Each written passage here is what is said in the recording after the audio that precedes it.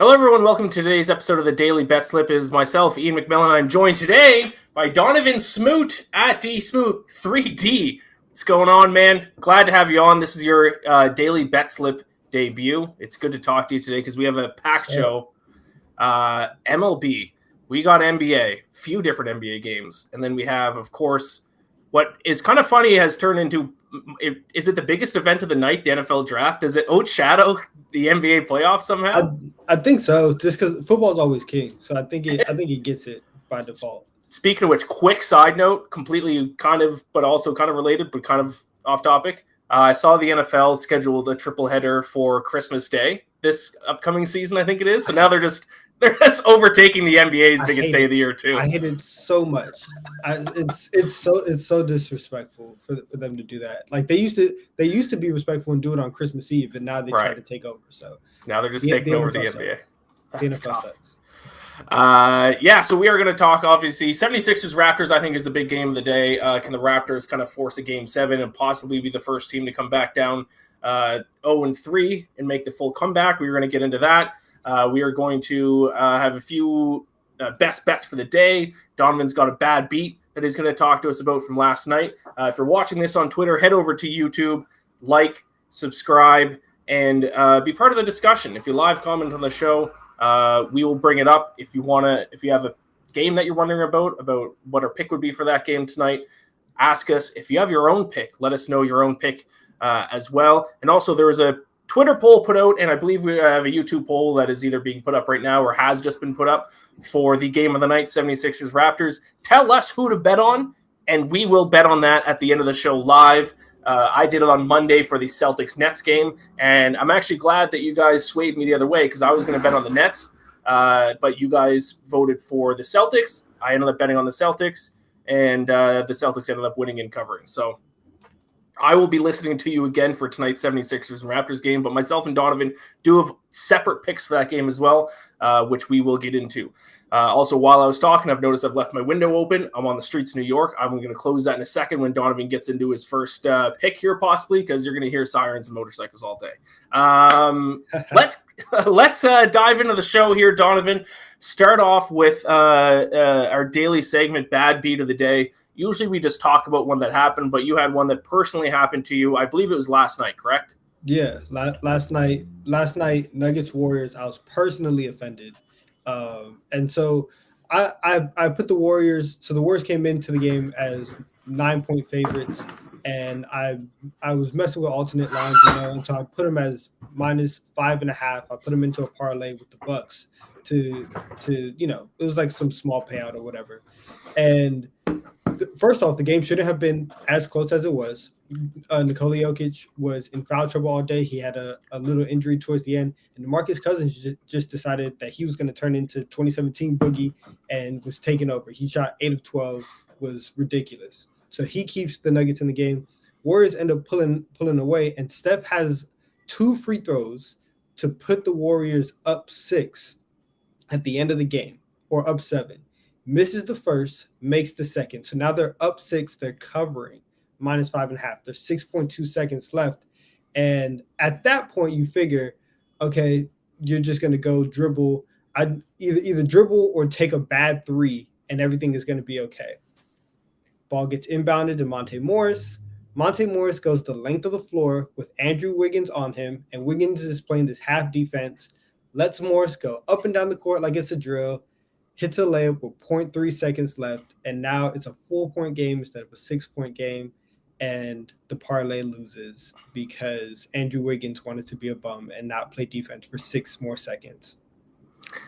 I missed the start of that, Donnavan. What was it? Was that your only loser on that parlay? Yeah, because I had the Bucks. It was only a 2. It was only a 2-piece, right? But the Bucks, I knew that they were going to stomp out Chicago. And so that was going to be, the anchor for it. I needed the Bucks. I needed the Warriors to come through, and they were right there. They did it. They were right there. And Monte Morris wanted to break my heart. So to Monte Morris and the Nuggets, I'm glad you're home. I'm glad you're not in the playoffs anymore because I lost and you lost as well. So good for y'all. That happens to me so often in basketball. I mean, I'm not a big NBA bettor, but college basketball, that's all the time. It's like you're just covering the spread, or you're just under the spread, and it's like a meaningless possession. It's like, what are they going to do? Are they going to go and just get a meaningless layup? Are they just going to dribble it out? Are they going to meaninglessly have a foul and go to the free throw line? Those into basketball games when it's right on the spread is always stressful. It's and it never has an outcome, like an actual meaningful outcome to the actual game. Usually it's just based on the point spread.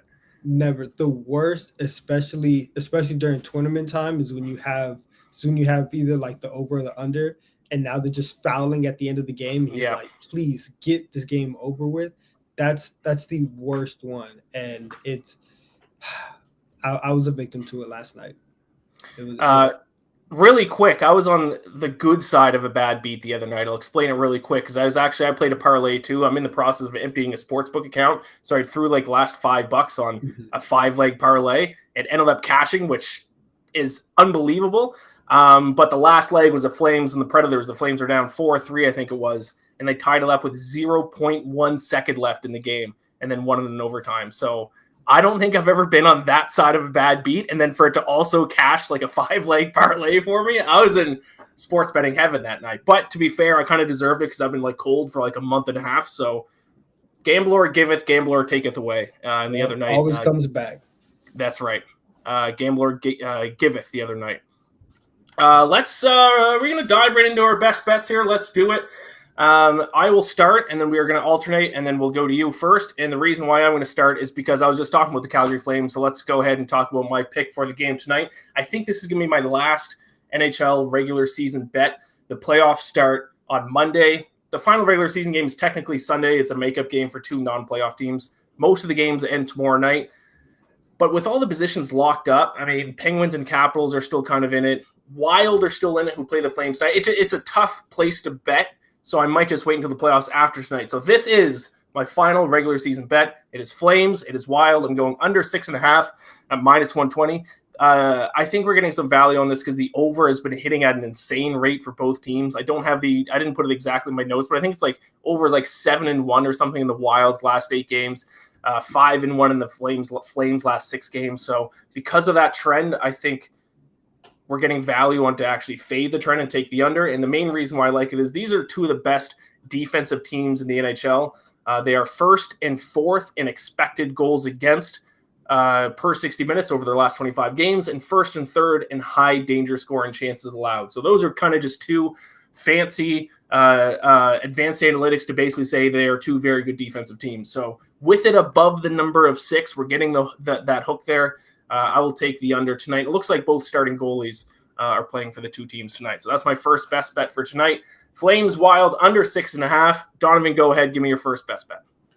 All right, so I'm gonna actually go. I'm gonna go with the NBA. I'm gonna start out there, and this is going to be the middle game of the night. Suns Pelicans. I'm gonna take the over on 214 -108, and so this over, right?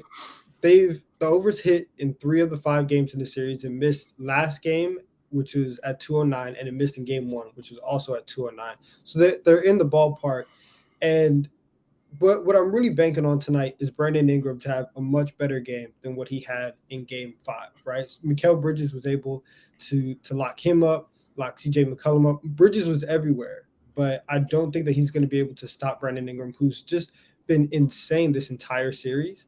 And so I'm expecting him to get back to what he was, in games 2, 3, and 4. And also, so the Pelicans shot 20% from 3 in game 5, right? That's not going to happen again. Even as good as the Suns defense is, they're going to shoot a little bit of a higher percentage. And so I'm banking on that positive regression to come back.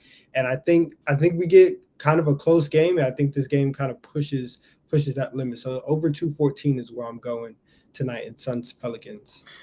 And obviously, Suns have the 3-2 lead. They can close out the series tonight. I still am thinking about the conversation myself, you, and Peter had last Thursday, because Peter was still kind of on the Pelicans. He was on the Pelicans when the series was 2-2, but his prediction can kind of come to an end tonight if the Suns close it out. So I'm still thinking about that. I'm thinking about them, and the Bucks just completely handled the Bulls without Chris Middleton. But I think in Peter's defense, he's not here to defend himself. I think he was worried more about the Bucks' next series without Chris Middleton than this one.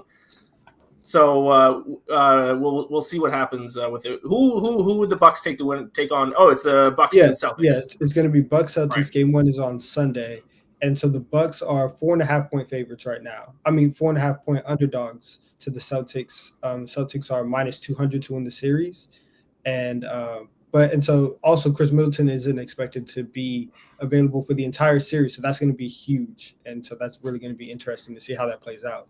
Yeah, so we will see that prediction come to life. You and Peter on opposite sides of that one. You still have faith in the Bucks, regardless. Of course. But back to the picks here. Second pick, I have one pick and everything. On NHL, I got MLB. I'm going to finish off with an NFL prop bet for tonight, which I haven't given out yet. But I'm going to go Major League Baseball first. I'm going to go the St. Louis Cardinals over 4 runs against the Arizona Diamondbacks, -115 at WinBet. I've looked at a few different books, by the way. That is by far the best value at WinBet for this bet. They are playing against an Arizona Diamondbacks pitcher by the name of Humberto Castellanos. I saw this guy pitch live against the Mets 2 weekends ago, and this guy stinks. No offense to him, but he stinks. He has a 3.0 ERA, so that actually looks pretty good, but he has a 1.25 whip, which is a little bit more indicative of, I think, how truly good he is. When I watched him against the Mets were getting contact on him all day, but it was a windy day, and it just ended up being a lot of pop flies. I don't have faith in this pitcher, and even if he does kind of get through the first few innings unscathed and the Diamondbacks go to their bullpen, the Diamondbacks have the 22nd ranked bullpen in terms of bullpen ERA. So I would be shocked if the Cardinals don't at least get to 4 runs to push this bet. So if we're getting over 4, a -115 value, then I think it's a great bet. No disrespect, obviously, to our producer, Joanne, who has a connection to the Diamondbacks, but I'm going to be trashing on the Diamondbacks all season because they stink.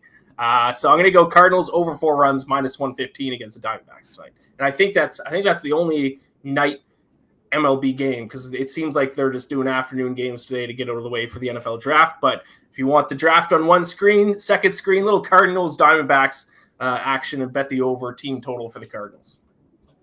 I like that. I like that a lot. I like that a lot. I'm gonna have to tell you on that. I'm gonna stay in the association for my second best bet, and I'm gonna take the Mavericks money line versus the Jazz. Dallas is gonna close out the series tonight. Utah's done. They're absolutely cooked. What you're seeing from Donovan Mitchell and Mike Conley, it's a wrap. They're not playing good basketball. There's the Jazz's defense also has just completely fallen apart in this series. There's 3 teams with a worse defensive rating than the Utah Jazz in the playoffs. One of them is the Denver Nuggets, who are eliminated. The other one is the Brooklyn Nets, who are also eliminated.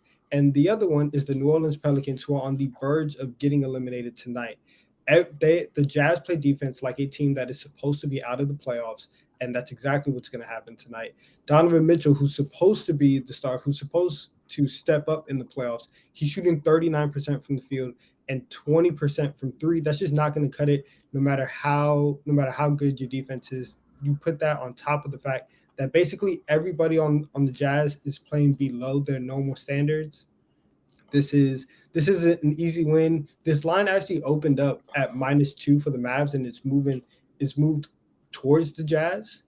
And so it's kind of like close to a pick'em. It's been going back and forth between a pick'em and -1 for the Mavs all day. But I think that you're getting a lot of value because for some reason the books, they think that Utah is going to be a little bit more competitive in this game than they are. But I just don't see it. I just don't see a way that the Utah can get it, even at home. Is Luka back to full strength? I know he's playing, but is he back to full strength, or is he still kind of on limited minutes right now? He's not on limited minutes. He's not going to be like at full strength, but right. he's not at a point where you would look at Luka and say, "Oh, I can see that he's hurt. I can see like Luka hobbling around." Like he might feel it a day after, but it's nothing to where you have to be worried about his status going into the game. I see a lot of Twitter hate for the Jazz. Are they just like a boring team to watch? Like why didn't nobody likes the Jazz? It seems like. No, they're so the Jazz. First off, they're in Utah, and nobody really like cares about the state of Utah. That Utah, they listen. And you'll come to know, Apologies to any viewers right now from Utah. you'll come to know this the longer that you're in America, but the longer that you think about it, there's a select group of states that actually matter, and then there's some states that just don't have like a lot of value to the country, and Utah is kind of one of those states, and so like you just look at them and it's just like, oh, okay, we'll do that. On top of that, their second star, Rudy Gobert, gets defensive player of the year every single year, and then you get to the playoffs and he looks unplayable. So the optics of having the best defensive player, the best defensive player get played off the floor, that's not great. And then on top of that, they're just weird over there in Utah. So they're not a cool brand.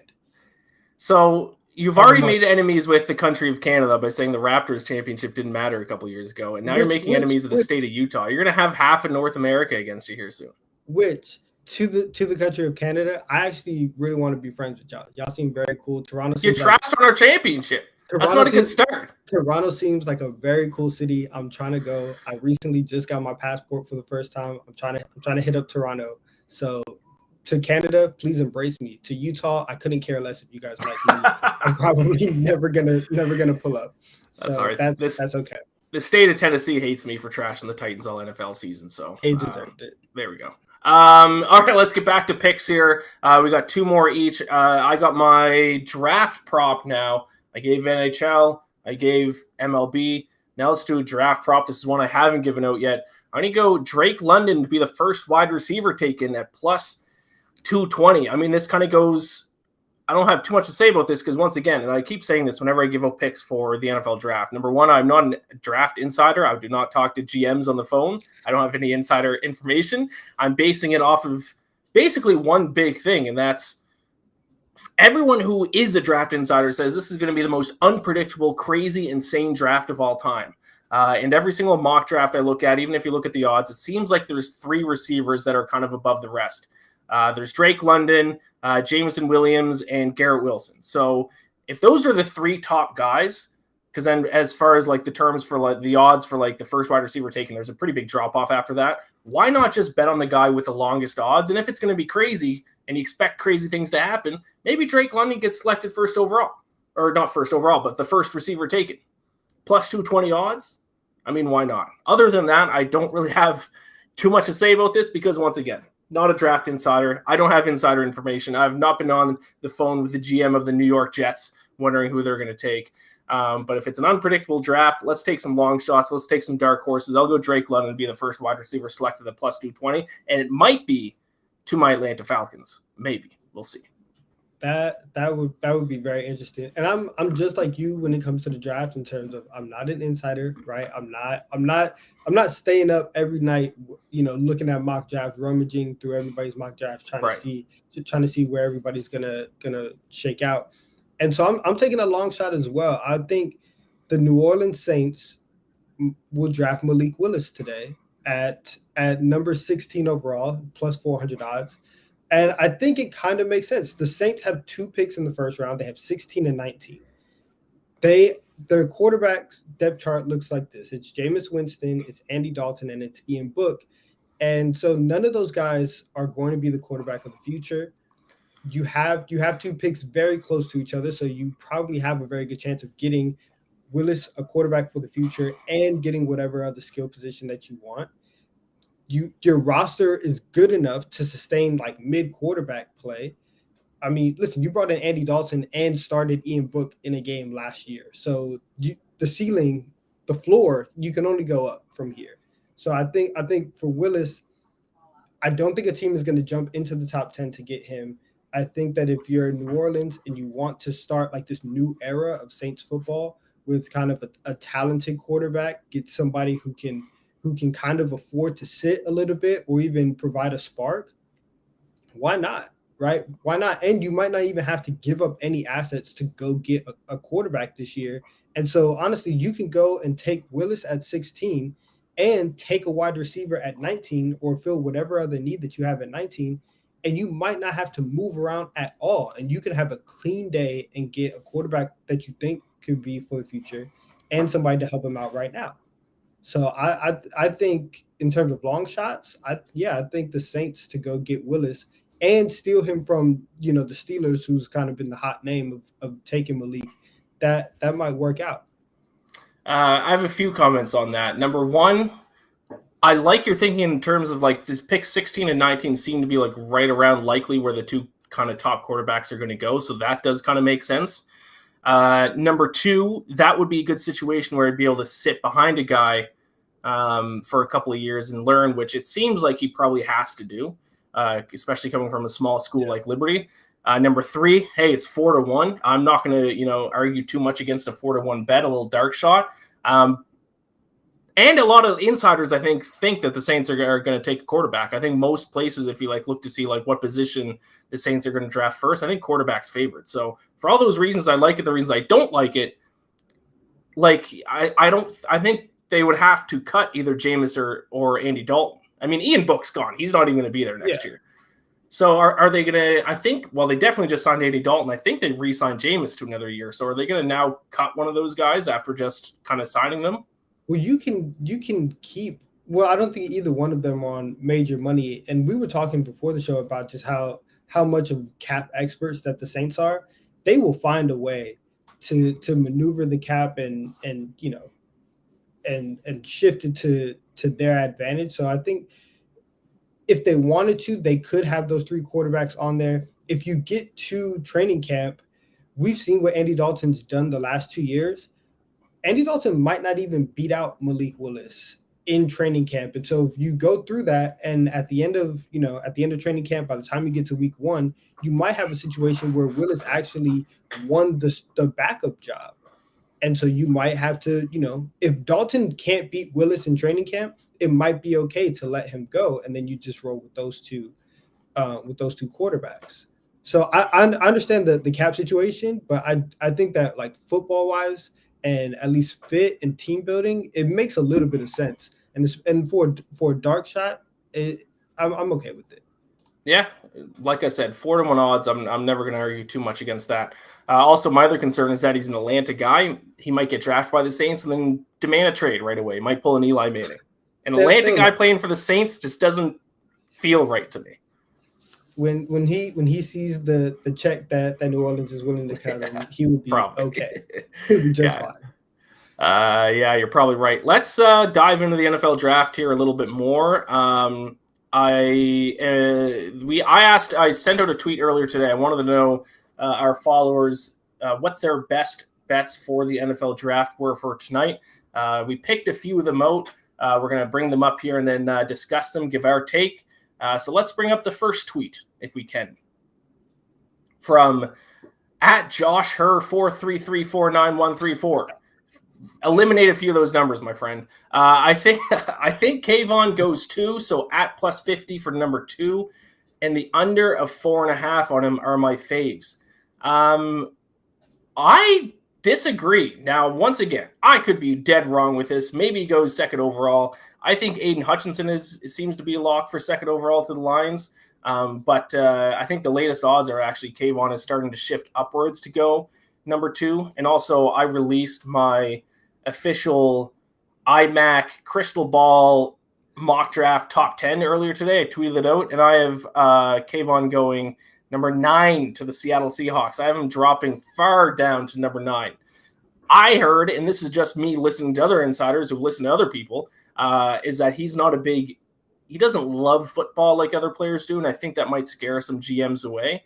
And there were plays when he was at Oregon where he kind of took some plays off, which is never a good look either. So he's obviously a talented player, but I think those things might scare GMs off a little bit, maybe. So I have him dropping down to 9, but who knows? Josh Her 433499134. Maybe he goes second. Maybe. I think. Listen, in terms of the plays, if you believe that, then yeah, obviously, that's a good play. But I think that if he doesn't go first overall, I think he falls out of the top 5. Interesting.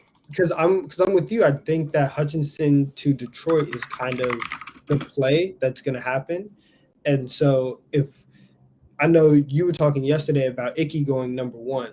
If Icky goes number 1 and Hutchinson goes 2 to Detroit, then now you have Walker, who is the potential number 1 pick, now he's in the mix, and you push everybody back down. So I don't know where Kayvon will find his footing. Because I don't think Houston would take. I don't think Houston would take him at 3. And once we start going further down the list, you start seeing teams, they have to build offensive lines. And so as much as you would love to have a great pass rusher, that offensive line has to be shored up before anything. So I think it's either one, or if he doesn't go one, I think that Josh Hur's bet has a very, very good chance of missing if Kayvon is not the top pick selected today.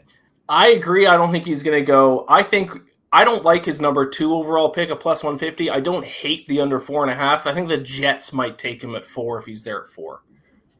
But also possibly not. The Jets are another team, much like my Falcons, who have plenty of holes. So plenty of different ways they could go in this draft. So, hey, maybe we're wrong. Maybe you hit both of them. Maybe Kayvon Thibodeau goes 2nd overall. Best of luck to you. At Josh Herr, 43349134. Let's sped through that. That's impressive. Let's bring up the next tweet. The next pick. Baker Mayfield will be traded by Sunday from C. Dahl, aka at pledge_03. It's draft related. It's not a draft pick bet that you can place, but I guess it is kind of an interesting topic that we can talk about here, Donnavan. Does Baker Mayfield get traded from the Browns? Obviously, they have rocky relationship at this point. To put it lightly, he has demanded a trade. They said that they're not trading him, but it seems to me, and this is the case most years, if there's a trade to be made, it usually happens at some point throughout the NFL draft. So I noticed that he says he'll be traded by Sunday. So maybe at pledge_03 doesn't think it gets done today, but sometime before Sunday, Baker Mayfield will get traded away from the Browns. Donnavan, do you think that has a chance of happening? I believe that will happen. I'm on Pledge's side. I think yesterday when we were on our video on how to bet the NFL draft, my bet was under 3 quarterbacks selected in the first round, and one of my reasonings was that there's still several veteran quarterbacks out there that are better options right now than a lot of these rookie quarterbacks. And so you still have Jimmy G out there, you still have Baker Mayfield, and Mayfield is the younger and better player out of him and Jimmy G. And so I 100% expect somebody to go and make that play, because I just don't think that Cleveland can go into the season with both Mayfield and Watson on the roster. And because if they do have that situation, I honestly think it's going to be something where they tell Mayfield to stay at home, and we'll just play with Deshaun here. So unless Baker wants to waste a year, unless the Browns just want to spend a year paying Baker to stay at home, I think a deal gets done and everybody gets something that they want. Yeah, I think it depends on how the first round shakes out, because I think if there's a team that really needs a quarterback that doesn't get one, they get them sniped, their guys sniped from them, then they might make a move for Baker. So that's probably why teams haven't traded for him yet. They want to see if they're able to get one of these guys, late first round, early second round kind of guys instead of Baker. So, we'll see. And by the way, bring up the Ben Heisler in the chat says RIP to Donovan's mentions from the 801. I'm guessing 801 is the Utah area code. And guess what? Nobody would know.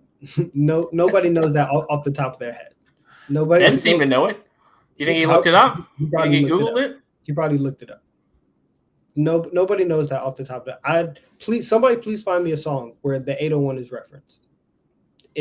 I need that right now. Song? That's a genuine ask where somebody is referencing like Utah.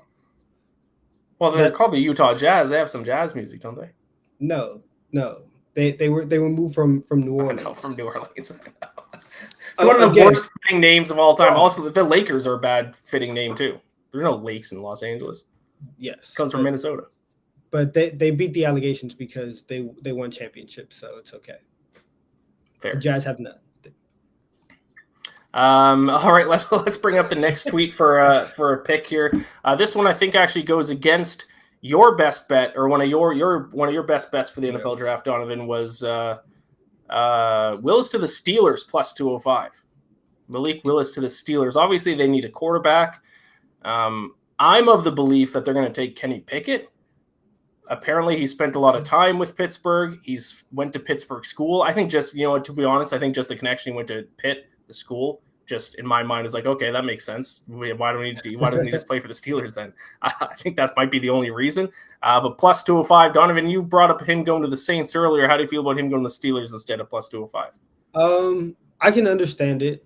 The Saints pick is kind of a long shot, and the issue of having those three quarterbacks on the roster does make it a little bit more of a long shot. And so I understand that the Steelers play, but my thing for Pittsburgh, and maybe it works because they have Mitchell Trubisky, but the Steelers are in win now mode, and they went out and they got Mitchell Trubisky. I don't think that any quarterback on the market is going to play better than Mitchell Trubisky is this year. And so I think if you go and you draft a quarterback as a project, you're bringing in unnecessary quarterback drama.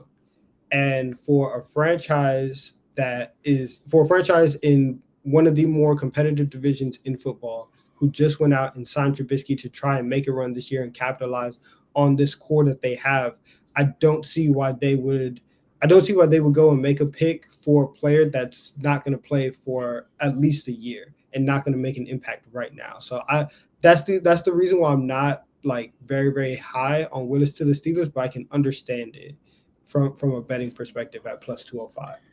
My only issue with that is I don't know if he's going to be there at 20. I think the Steelers might have to trade up to get Malik Willis. If he's going to be the first quarterback taken, I think someone takes him before 20. So that'd be kind of my issue with it.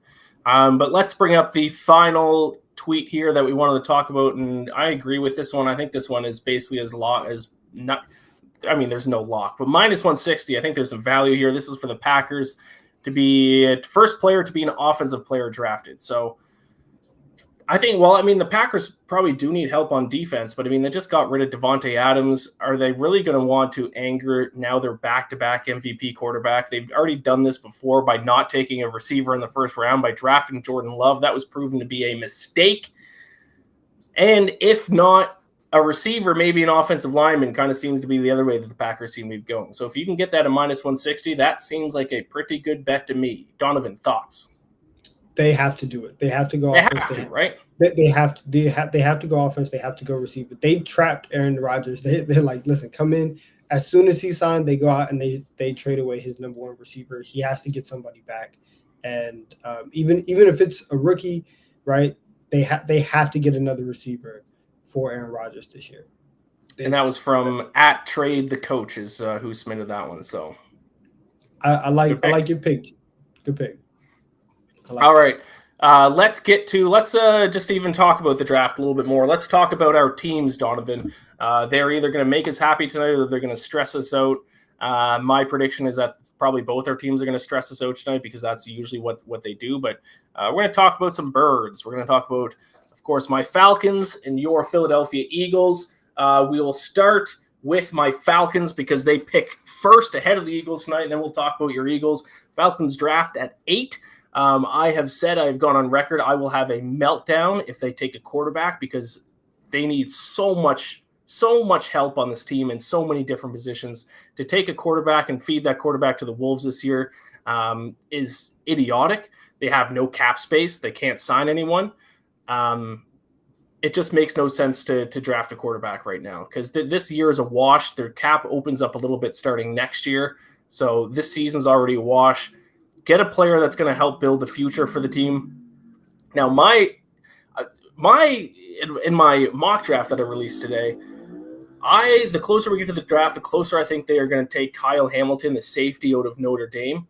And the reason why is because when they took Kyle Pitts last year, their new GM, Terry, and I always mispronounce his last names, like Fontenay or something like that, he came out and said that his draft strategy as a general manager is not to select for need, but to select the best player available and then go after need in free agency. That's his philosophy as a GM. And from my understanding is that Kyle Hamilton is arguably the most talented player in this draft class.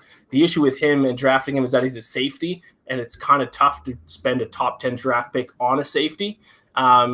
But if they stick to that philosophy of taking the best player available, now that also depends on, is one of the top pass rushers going to fall to the Falcons? Then they'll probably take him. But if kind of all the top guys go near the top, like most people expect them to go, maybe they go receiver. I think they go Kyle Hamilton, though. That's my prediction. Do you have any thoughts about the Falcons, Donnavan? So I would say, do you think that they would take a wide receiver? Because right, you need somebody to replace Calvin Ridley, who's not going to be he's suspended for the year, and very well may be gone from the team after this year.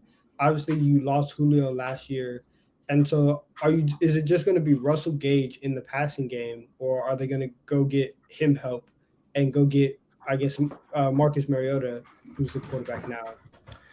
Are they going to help him out? Russell Gage isn't even there anymore. Oh, wow. I forgot. Do you know who the top receiver is? No, I don't. I mispronounce his name all the time. It's like Ocadius Zacharias or something. Oh, okay. He's our top receiver. He's like a solid number 3. Olamide Zacchaeus. Okay. He's a good number 3 receiver. I'm not going to trash on him, but he's not a number 1 guy, and he would be not a number 2 guy either from what he's shown us so far. He's like a higher end number 3 guy. Sorry, my cat is scratching at the door. Go. It's all good. Shout out Daisy. I haven't seen her in a while. Yeah, so they certainly could go wide receiver, but they could go pass rusher. They could go Kyle Hamilton, like I said. If they do go wide receiver, it'd be interesting to see who they would take. I think, and this kind of goes back to my previous prop bet that I'm doing, that I brought up, Drake. I think they'd go Drake London out of USC. I think that'd be kind of the wide receiver that they would take. Kind of obviously depends if someone ahead of them takes a wide receiver, but if all 3 wide receivers are available, that's kind of why I think he's been kind of tied to Atlanta a little bit. I've seen a few mock drafts where they take him, so that would be my prediction. But I don't know if they take a wide receiver. Who do you think the Falcons would take? I think at 8 they would still be able to get Garrett Wilson, because I think somebody's probably going to make a move to go get Jameson Williams early. You think Jameson Williams can be the first one taken? I think if somebody. Yeah, I do. I think he's going to be the first one taken. Either somebody's going to make a move to jump into like the upper top 10 to go get him, or he falls to the Falcons at 8. But if you think that Drake London is going to be there at 8, if it was London, if it's London, Kyle Hamilton, and let's say Tibbs falls to 8, and you have those 3 on the board, which one would you want?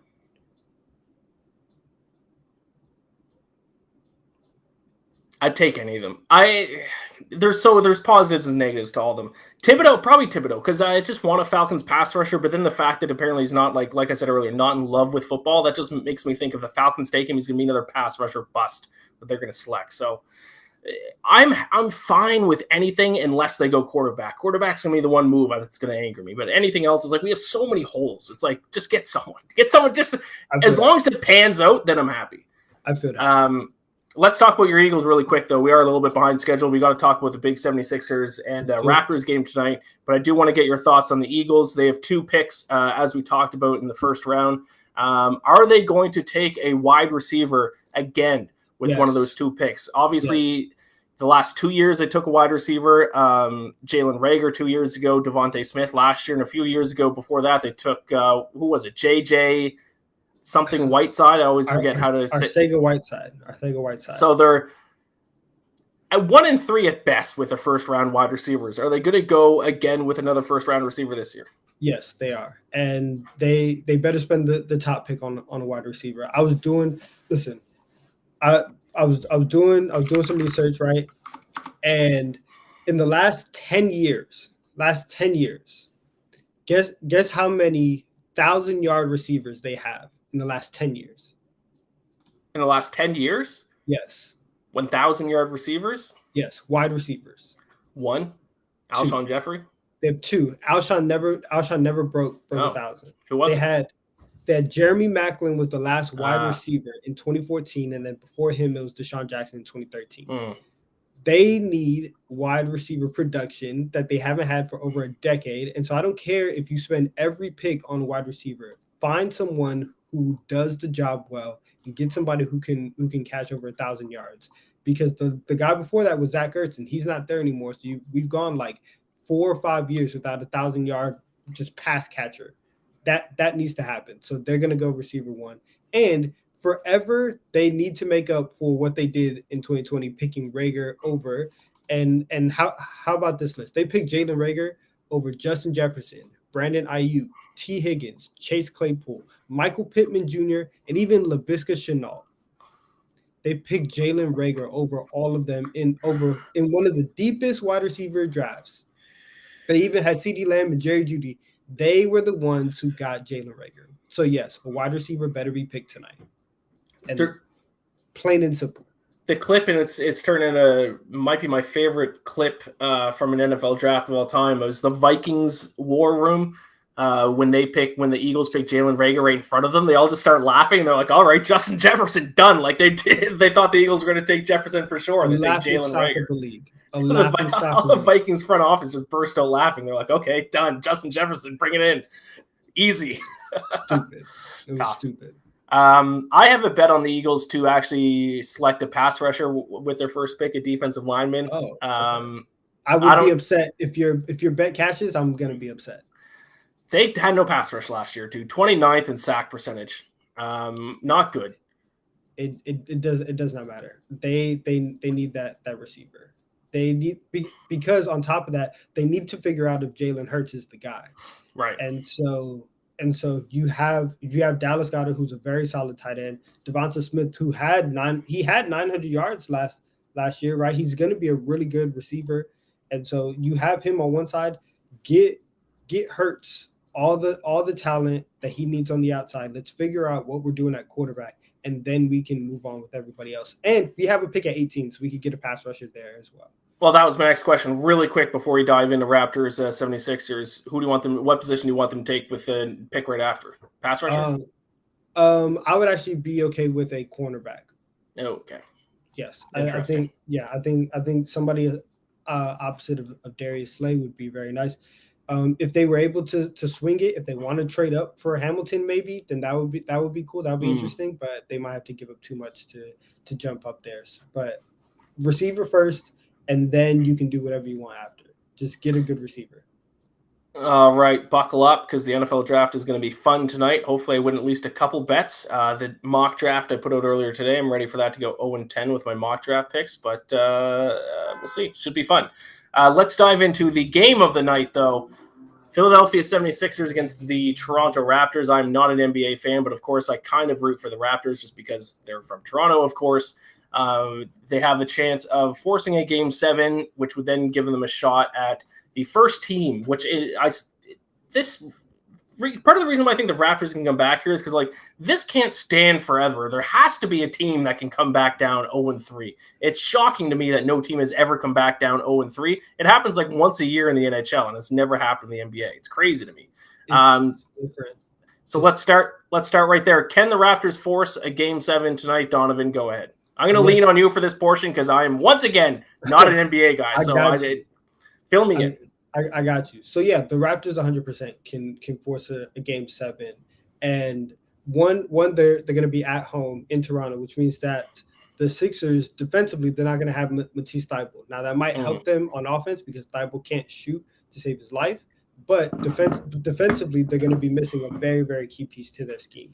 2, James Harden, the version of James Harden that we've been waiting for, that like superstar James Harden that's going to get 27 and 10, he no longer exists. James Harden is a 19 to 21 point per game scorer. He's still going to facilitate the ball. He's still going to get his 9-10 assists, but the top end scoring from James is not there. He's been kind of inefficient in the last couple games. And so because of that, you're going to need Tyrese Maxey to step up. However, Maxey, especially in the last 2 games, has been very, very pedestrian, and he's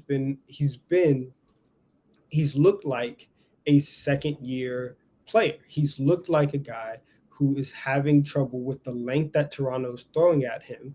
And the 38-point outburst that we saw in game 1, Toronto has figured out a way to nullify him and to bring him back down to earth. And so if you don't have Maxey, if you don't have either one of your guards in the backcourt providing a lot of high-end scoring, you're not going to get the job done, especially when Joel Embiid's scoring has dropped down to bare 20s because of his thumb injury. And so you're going to need Maxey and Harden to score. They're not doing that right now. And so if you're talking about them just flipping the switch and doing that on the road, I'm not too sure about that. I think Toronto really, really has a chance to win this game and force a game 7.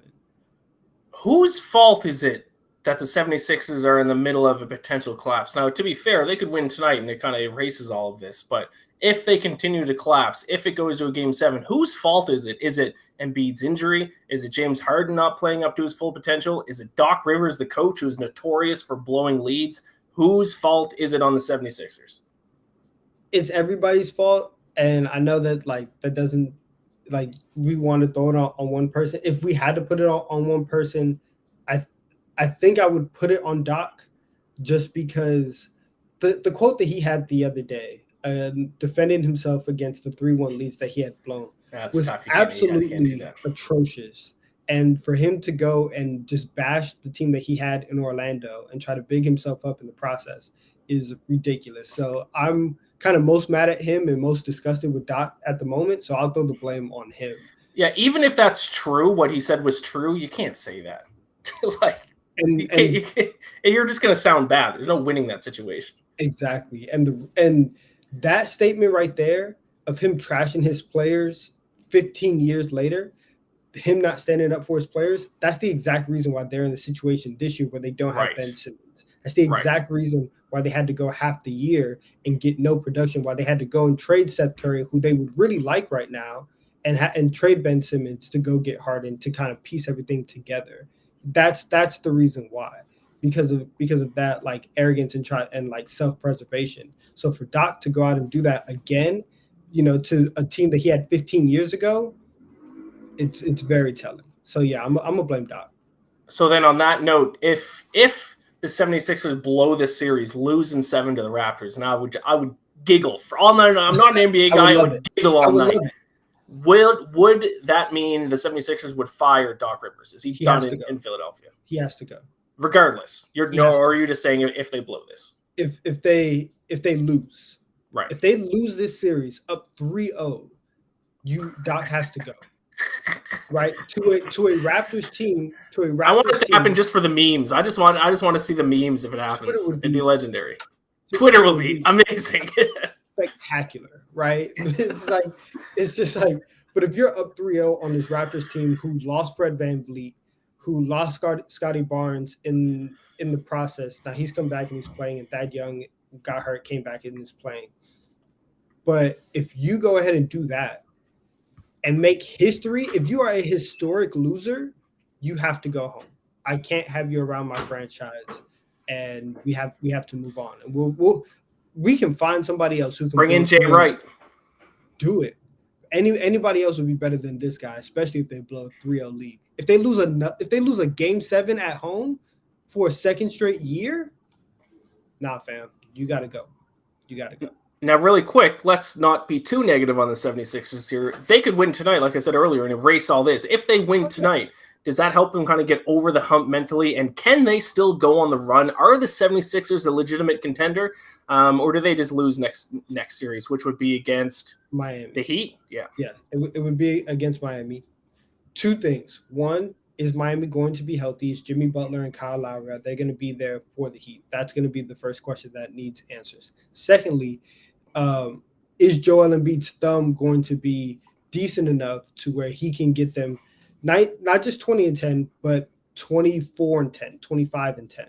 And then 3, is Tyrese Maxey going to be able to shoot efficiently and give them big performances when they need it, right? Because like I said earlier, if Harden is not going to be that dominant scorer anymore, and he's not able to take people off the dribble and get 30 at ease, you're going to need another scorer. Tobias Harris has dropped down from his, great start to the series. So is Tyrese. Where's that third scorer going to come? That is actually the second scorer for Philly. And so those 3 things are gonna have to be answered. If you ask me right now, their second round exit waiting to happen, and if Miami's healthy, then they will beat them in 5. Oh, So all right. that's how I see it shaking out. Let's get into our best bets. What's that? Oh no, I just said let's do it. Let's get into these best bets. Let's get into the bets before we give our bets out. Ben Heisler threw in his in the chat. He says Sixers minus half a point of minus 115 first half. Second half, Nurse will make adjustments, so might as well take a desperate Philly team early before Doc and Harden screw it up. Thoughts on that? It makes sense. It makes sense. It makes sense. But also, I feel like Toronto might come out and punch these guys in the mouth early. I have a feeling Raptors might win by like 20 tonight.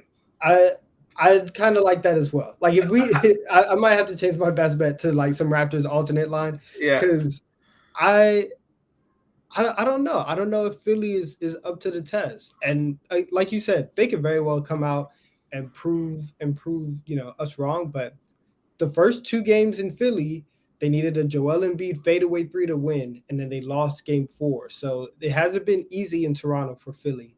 So I think Toronto might be able to come out and get up on them. So give me your best bet. It sounds like you're on the Raptors. And I am. I am on the Raptors. Raptors money line plus 105. We get a little bit of a plus money, get an underdog. We're gonna see a game 7. And that's going to be so fun to see a game 7 with Philadelphia have all the pressure in the world on them to try and close out this Raptors team and move on to the second round. But as for tonight, Toronto has been able to get up on Philly in these last 2 games. They've been able to jump out to a couple of big leads. Like I've been saying, Maxey hasn't been shooting well. James Harden hasn't been shooting well. And for Toronto, you see the length that they have, especially with Van Vliet out. They are able to just keep 6'8", 6'9", 6'10" guys out on the floor at all times. And that length really, really is disrupting everybody on the perimeter for Philadelphia. And so I think that plays a very, very big factor in tonight's game, and they end up getting the win. I like it. I would lean, obviously, the Raptors as well. I went a little bit of a different way, though. I would give out a prop bet for the people. James Harden under 20.5 points. I think if you're looking at a prop bet, I think that's kind of the way to go here. He's only scored more than 20 points twice this series. And a big reason why he's just not shooting a whole lot. He has games where he's only taken 9 field goals, 13 field goals, 11 field goals, and he's not really shooting well either. I think there was only one game that he shot over 50%. One game he shot down at like 29% or something from the field. And now, I mean, and we kind of talked about this. This is a team made up of people, players, and coaches of chokers, and James Harden has historically kind of been one of them. When the pressure's on in the playoffs, he kind of falls apart. So I think 20.5 points. Once again, not an NBA guy, but that seems like a decent play. No, it's a very decent play, especially with everything that Toronto can throw at him. I like that a lot. All right, perfect. Now we are going to place. Just to wrap up the show here, we are going to place our own bet, depending on what the viewers told us on Twitter and on the YouTube poll. And it looks like, Donnavan, you need to double up your bet because the bet is Raptors plus 1.5. Let's go. There we go. Let's do it. Just like I did on Monday, I'm locking this in live right now, just so the people know. Can go ahead and do that as well. Daisy likes it too. She just let out a big meow. You like that bet, Daisy? Yep. She loves it. I'm down. There we go. Raptors plus 1.5. You're doubling up your bet already on Raptors money line. I'm on James Harden under 20.5. Let's root for a game 7. Let's root for the Raptors to win just for the memes on Twitter. It'll be a legendary night on Twitter if the 76ers lose in 7 games. There we go. We're done with the show, Donnavan. This has been your daily BetSlip debut, but I believe you are back tomorrow for the Friday show with Reed. Yep, me and Reed are gonna get into it. It's gonna be fantastic. It's a whole bunch of NBA plays, a lot of baseball. It's gonna be awesome. Little draft recap, possibly a little preparation for day 2, which I think starts at night as well. Is that during the day? I don't know. I think it's at night. I think it's at night as well. It's like evening. So maybe a little draft talk. So yeah, best of luck to everyone watching this with your picks tonight across any sport, including the NFL draft. Once again, it's mind blowing to me that that's going to kind of like be king over NBA playoffs tonight. That just shows how big NFL is, especially in the sports betting world. Like, subscribe if you're watching this on YouTube, all that good stuff. Thanks for tuning in. I will see you. Am I doing bet and breakfast this weekend? I might be. If not, I'll see you next week. I'll see you again sometime. Best of luck, and Donnavan, we'll see you all tomorrow. Talk to you then.